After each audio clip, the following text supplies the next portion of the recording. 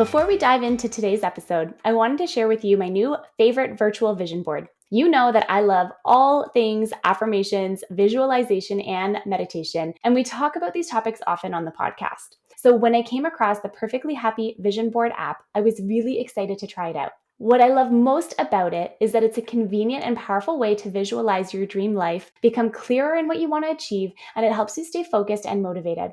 I also love that you can set multiple daily reminders to take a mindfulness break and help you visualize your dreams, which, as you know, helps you build a resilient mindset. What you do is you download the app and you go through the steps to create your own vision board, where you can add in photos and music and affirmations to each area of your life that you're trying to manifest in. The best part is that all of the things that you need are already in the app. The combination of sound and photo and affirmations makes your vision board more vivid and ultimately easier to manifest. What I also love is that you can write unlimited daily gratitude journal entries to help you reflect on your day and really build that gratitude muscle. I can honestly say that all of the things that I put on my own vision board have happened, and it was so wild to see it all come to life. It only takes 3 minutes per day, and I really think that we all have 3 minutes.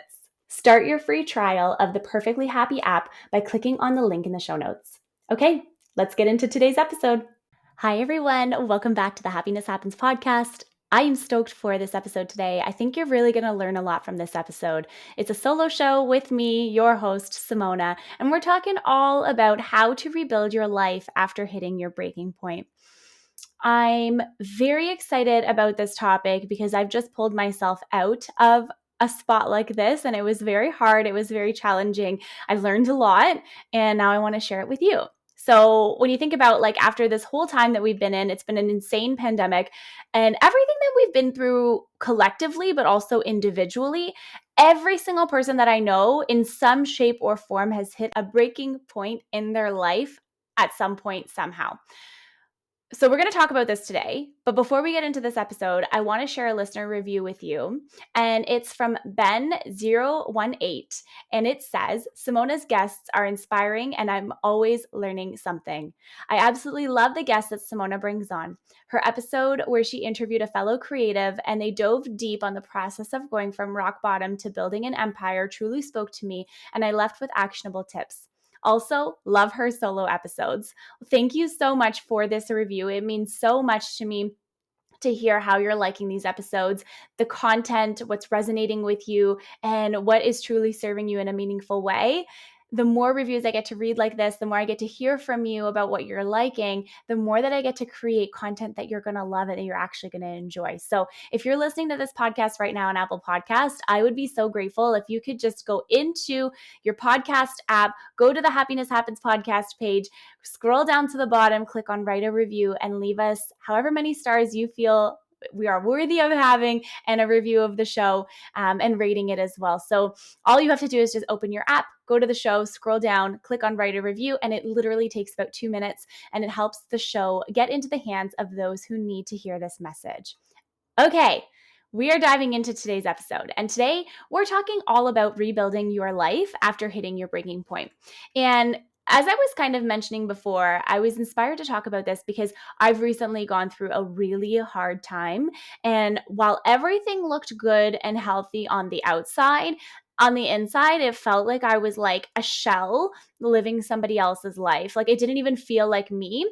And I think the biggest part of that and the scariest part of that is I've never really been someone who's struggled with mental health issues. I've never had depression. I've never had anxiety, or at least I thought. And I quickly learned this year that a lot of the way that I am and the things that I do are actually based out of fear and are based out of anxiety, which is a really interesting concept to sort of wrap my head around, that I get into these bouts of anxiety. And for me, I turn to work to get through my anxiety. I turn to being busy to mask those feelings. And so, when you think about, I thought that these things were things that I had healed years ago, but here we are being back in where we started, sort of, but except this time it's a little bit different because I have all of these different tools that I can use to help myself through. And one of those things was going to therapy. So I found that part was so helpful. Going to therapy is so important when you need help. So I want to remind you that if you're here in this space right now, or if you're navigating through the effects of this, or even if you're not in a hard place, but maybe you know someone who is, you're still going to learn and get something from this episode. Okay, before we dive into the rebuilding part, here are some tips of things that I've learned that I will not take for granted, but also I think might be very helpful for you as well. So the first one is do not wait until the last moment to ask for help. A lot of the times we wait to ask for help, because especially if we're in a really like dark point, a really hard point to pull yourself out of. And it's actually really hard to ask for help, but it's even harder to ask for help when you're in this dark place. So my biggest advice is to reach out to the people that you love who want to help you, whether that be a therapist, it could be a friend, it could be a family member, and just be honest with them. That's my biggest piece of advice is you need to get over that fear that you're alone. You need to get over the thoughts that it's just you, and you need to bring yourself into this space to allow the people who want to help you help you. And it might be really uncomfortable, but your loved ones want to help you. If that's anything that I've learned this summer or this past 6 months, is that the people who are around you want to help you become the best you and step into all that they know that you are, and they want to see you happy. And for me, I knew that I was slipping into this like really dark hole. So I actually decided to go and get a therapist before I thought I needed one. And that was the game-changing point is I didn't wait for someone to tell me that I should go to therapy. I just actively took that action, and I chose something to help myself when I knew I couldn't help myself by myself. And she helped me stay above water in so many different ways. And I don't actually know how it would have unfolded or how it would have happened if I didn't seek her out when I did. And I also want to just note and point out that, like, I know that this statement to even have a therapist is such a privilege, but there are other resources too. There are other things that you can do to try and help yourself and navigate these really tumultuous times. My therapist, for example, she costs me $100 per session, right? So I had to think about, like, where is my priority right now? Am I taking that $100 and am I going to go out, or I'm going to go buy something new, or I'm going to go da-da-da, whatever? Or am I going to reprioritize my needs right now for the next few months and take that $100 that I would spend somewhere else and actually spend it on therapy and know that my money was going towards that? So I chose to prioritize my mental health and overall well-being. But a lot of times we think that, oh, I don't have the money for this. I don't have the money for this. But if you take a look at your finances and you take a look at where you're spending your money, you might actually find that you're able to do $100 per month one time, maybe. Or maybe they have a sliding scale. Maybe you can start a little bit lower, right? So there's always a way. You just really have to think about what you need to sacrifice in order to get to that point. And so the second part of this, before we get to the rebuilding piece, is that not everyone is going to be able to help you or understand, and that is totally okay. Because one thing that I've learned while I was in therapy is that every single friend and every single person in your life has their own purpose. And it's not everyone's ability and it's not everyone's job to hold space for you and to offer you advice and to be able to help you through whatever you're feeling. Some people just can't do that for you. Some people are not used to it, and that's okay, right? So you got to think about and pinpoint who those people are in your life that can genuinely help you and reach out to them. And just remember that every single person and every single relationship in your life serves a completely different purpose. This was something that I needed to learn, especially as I was going through these different seasons, because I was sort of expecting all of my friends to be able to respond and help in the way that I thought that I needed. But the reality is they all can't do that, right? Because not every single person is built the same way. Not everyone has the same lived experiences, and not everyone can hold space in the same way, right? So you got to make sure that you know who those people are. So we're going to get into the rebuilding part of this episode. Once we're in this place, you hit your dark spot, you don't really know what to do, you don't know how to pull yourself out of this one. How do we rebuild? I've got 4 different ways that I'm going to share with you today, and all of them have their own positives, negatives, whatever you want to call it, but they're all going to be helpful in some shape or form. So the first one is finding a self-care routine that works for you and prioritizing that. For me, it's been working out in the mornings. I make that a consistent thing that I do. I actually signed up for a gym that charges me like $15 if I don't show up per class, because I know me and I know that I need that accountability, right? And then I come home and I eat breakfast, which I've never done before. I sit and I enjoy my tea. And sometimes I listen to a meditation. Sometimes I don't. One thing about self-care that I'm always going to preach, I have always preached, is that you don't want to overpack your self-care, right? You don't want to put all of these rules and conditions around your self-care and what brings you joy and what lights you up, right? Like one thing that I say, especially when I'm working with my clients, we use this idea and this structure of planning loosely.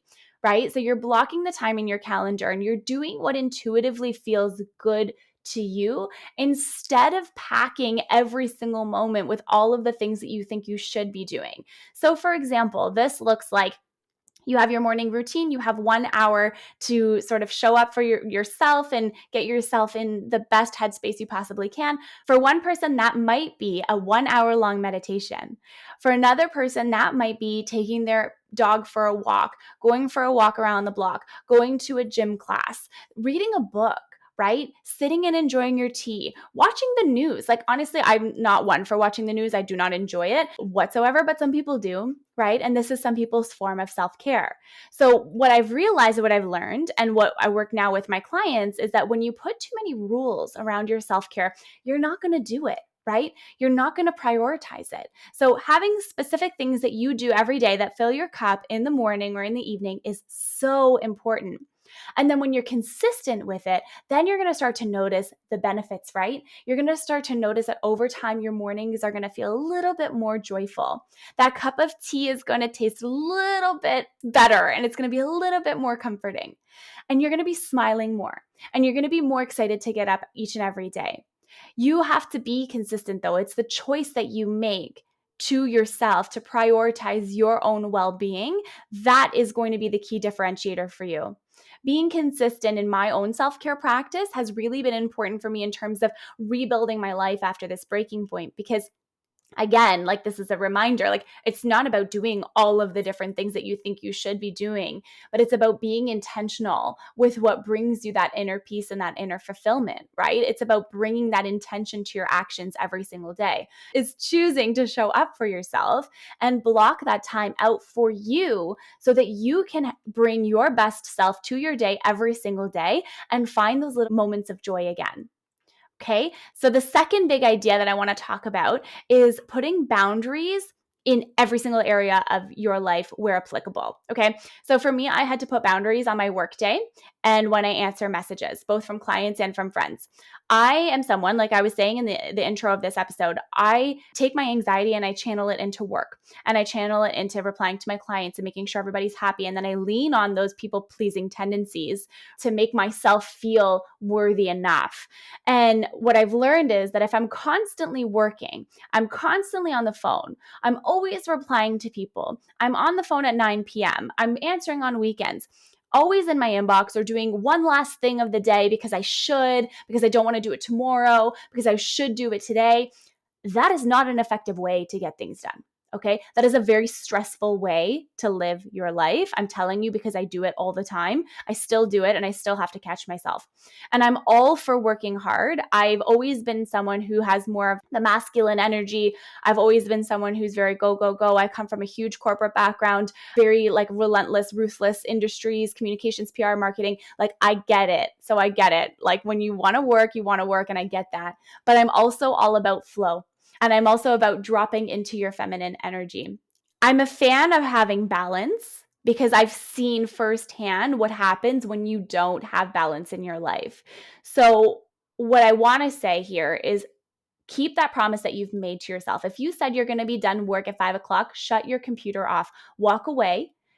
Get away from your technology, be present in your life, and find something that brings you back into that present moment that allows you to drop in and check in with yourself and see how you're feeling, how you're doing, and how your day is going. Especially as an entrepreneur, which I know a lot of the people who listen to the podcast are entrepreneurs, it isn't always easy to put your laptop away. It's not always easy to just shut off at the end of the night, right? But it's so necessary because being burnt out is not a badge of honor. Being burnt out is not what is going to get you to that next step, right? So, on that note, my third point here in terms of the rebuild phase is more things that bring you joy. I want you to think about what your inner self is telling you that it wants to do on a daily basis. What is that little nudge that's saying to you, like, I would love to go outside right now. I would love to go for a walk right now. One thing that's been bringing me joy lately, especially as the leaves have started to change over here and where I live, I take my dog to the park and I take the leaves and I throw them and we just jump in them together, me and my puppy. Okay. That's what brings me joy and I love it. So I want you to think about, what fun things does your soul want you to do on a daily basis? What do you love to do that you haven't done in a long time? Even if society tells you you need to stop having fun when you're getting older, you have too many responsibilities, there's no time for any of this. It's really such a shame because there's so much joy that's found in those little moments and those little moments of spontaneity, right? Those little moments that fill up your cup and just make you so happy that you're sitting in that present moment right now. This is the Happiness Happens podcast, so we talk a lot about happiness, but if you truthfully want to feel happier, you need to do the things that are going to make you happier, right? Like, you need to lean into those little nudges and you need to pay attention to when your soul is telling you, stop working now. Take me outside for a walk, right? I want you to write out a list of those things that bring you that inner peace and that joy. Then you have that list that's handy, and you know that if you need a break, you know exactly where you can turn and what you can do. Okay, so my last tip is knowing that your emotions actually matter. And this is something that my therapist told me, and now it's something that I'm telling you. How you feel is valid. And you need to honor the space that you're in, and you need to take your rebuild process slowly. It's not a race to feel better or to feel happier. I want you to always prioritize your emotions and what you need right now, because you can't rebuild your life and your relationships and, pull yourself out of that really dark place if you aren't listening to your soul's inner desires and nudges. So, these are my 4 tips for you today. I like to keep these solo episodes nice and short. I hope that these tips are helpful for you as you start to give yourself more love, more compassion, more grace. You might be heading into a season of life, especially around the holidays. It can be very hard for a lot of us. So take that time for yourself. Remind yourself what brings you joy, because you deserve to feel good within yourself. Maybe these small realizations will help you come back home to yourself so that you can, really fill up your cup in that way. So if you've loved this episode, be sure to share it with someone that you know needs to hear this message. Tag us on social media. Let us know you're listening. I want to know, is this resonating with you? I want to see what you're listening to. So share it with me. And I'm wishing you a beautiful week ahead. Cannot wait for you to join me on another episode of the Happiness Happens podcast. And remember that happiness happens when you're least expecting it.